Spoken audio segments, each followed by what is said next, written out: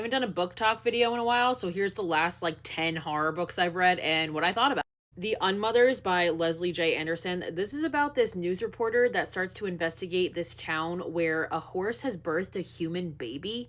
It ends up being like really weird and supernatural, and if you like folk horror, I think that you would be into this one. I gave it 3 out of 5 stars. Kind of Mother by Clay McLeod Chaplin. This one is about this woman who lives in this town and she reconnects with her high school sweetheart. But a few years prior, his son had gone missing and it was never solved. So the woman starts to have these weird visions and starts to like try to unravel this mystery. There's a supernatural element to this one and it goes in a direction I did not expect. I gave this one a 3.5 out of 5. The Clown in a Cornfield trilogy by Adam Cesare. I fucking love these books. I think the first one is the best and there's actually a movie based on it coming out this year. The first one I give 5 stars. The second and the third I give somewhere between 4 and 4.5 out of 5. Great if you love like a teen slasher.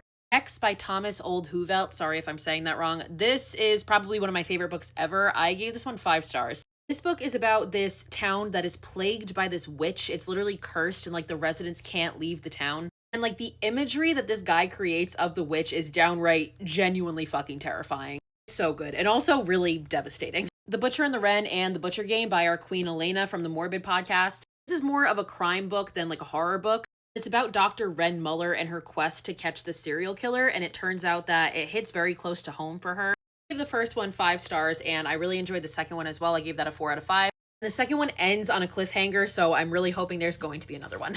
Horror movie by Paul Tremblay. This is about this guy who, when he was younger, he was involved in the making of a horror movie where everybody died except him. So now in modern times, people are trying to like remake this movie and trying to find out from him what happened, and it just like spirals out of control. I gave this one a 4 out of 5. I really enjoyed it. Wake Up and Open Your Eyes. This is another one. I think this is one of my favorite horror books ever. This one is really relevant to today's political climate. This one is a really cool take on demonic possession, and it is genuinely freaky as fuck at points. Only thing is I wish I enjoyed the ending a little bit more, so for that reason I gave it a 4.5 out of 5 as opposed to a 5.